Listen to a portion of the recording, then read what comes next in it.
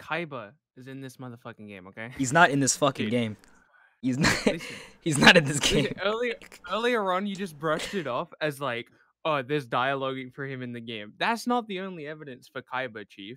Every single character. You just called me Chief? Yeah, I did. Listen up. Every single character in the game has an index number. They have a separate index number for lobby characters and regular characters. Kaiba does have both a lobby and a regular number. Well, that could be a mistake on their part, because that nigga's not getting in the game. That could be a mistake. That's a mistake on their part, man. Hey, niggas, hey, hold up. Alright, so let's just get this out of the way. I was wrong. Kaiba has been confirmed as DLC for Jump Force, miraculously. I mean, I still feel like there's so much better characters you could have added instead of Kaiba, but he's in the game, so yeah. Fuck you, Captain. Y'all killing me with this. Y'all just don't want to believe the truth. You don't want to believe it! At this moment, we let this dumb nigga Captain cool down as he realized Kaiba got in the game, even though we've told him plenty of times Kaiba was gonna get in the game. Captain also said Law was gonna get in fucking Jump Force, which he did, bitch! Okay, we're not gonna do this right now, okay? That's not what this video is about. This video is about Kaiba. Despite being confirmed, inevitably, unfortunately, being trash in Jump Force. So without further ado, let's get into it. Let's go!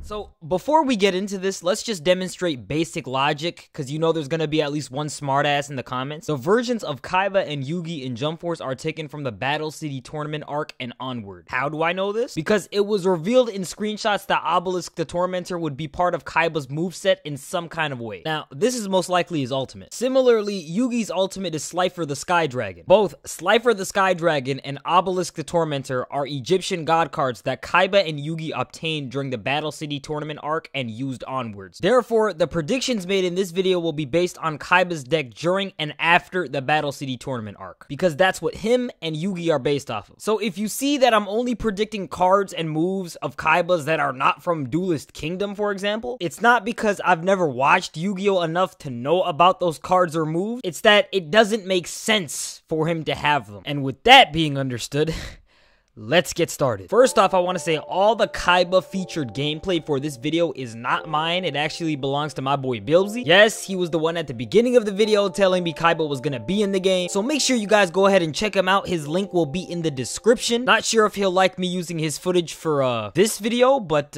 yeah, I'll take my chances.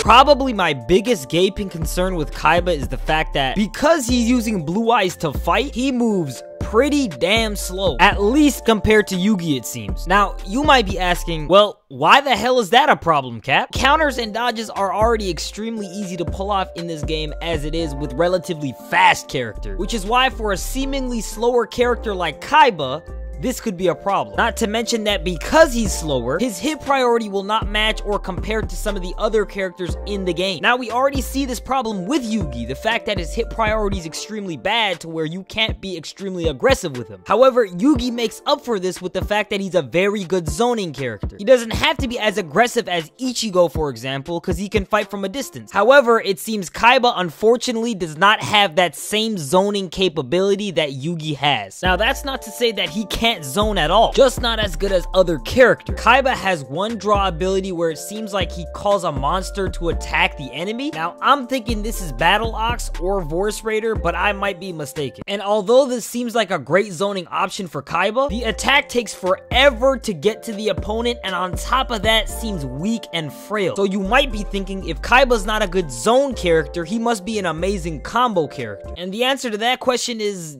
yes and no. Similar to Yugi, Kaiba has a draw ability which randomly draws one of 3 cards at random. However, his main damage dealing combos require a certain card to be drawn. And believe me, believing in the heart of the cards is a lot harder to do with Kaiba than Yugi. So a lot of those heavy damage dealing combos, unfortunately most of the time, just go out the window. And the rest of his abilities consist of chases with the Blue Eyes ultimate dragon white lightning attack, as well as just a regular white lightning attack, which is a beam attack. None of which have really good zoning abilities because you can easily see them coming, as well as not really the greatest combo potential, as you're not going to get a lot of damage comboing into these. But quite possibly the worst part about Kaiba is the exact same thing I've been saying since day one if they added him in the game, because, you know, it's cool that we get to play as Blue Eyes White Dragon, it really is. The only downside is that this dragon literally takes up the entire screen. The reason why Kaiba will be low tier and trash is the same reason Blackbeard is low tier and trash. Blackbeard's character is so big, he blocks the opponent directly in front of you, meaning you can't see what the opponent's doing directly in front of you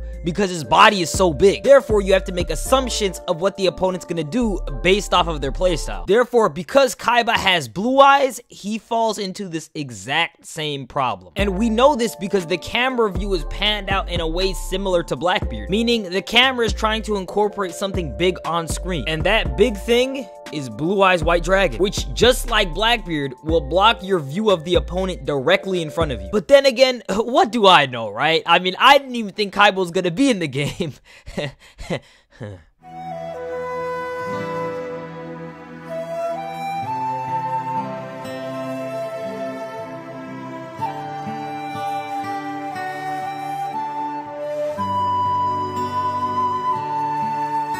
Anyways, thank you guys so much for watching once again. Now, I don't want anybody thinking that this is a bash at Kaiba as a character, because I'm just constructively breaking down his moveset and giving my opinions on it. The character is still not finished, so my opinions on the character when he comes out might change. But I want to make it clear in this video that just because it's Kaiba that was announced, it doesn't mean that he's gonna be completely busted and broken. You might like Kaiba as a character, that doesn't translate to him being god tier in this game. But despite me saying that, there's still gonna be several people in the comment section saying that I'm stupid and that I'm a piece of shit and blah blah blah blah blah. So I await to read all those hate comments in the morning when I'm drinking my coffee. If you guys liked the video, make sure you guys show me your support by liking the video. And if you guys are new, make sure you guys sub to the channel, kick that notification bell for more videos just like this. A lot more Jump Force content on the way, a lot more World Seeker content on the way, a lot of great stuff happening for the channel. So make sure you guys kick that notification bell so you do not miss all of that amazing shit. That'll be all for this video, guys. Thank you guys so much for coming through, and I'm gonna see you guys in the next one. Peace.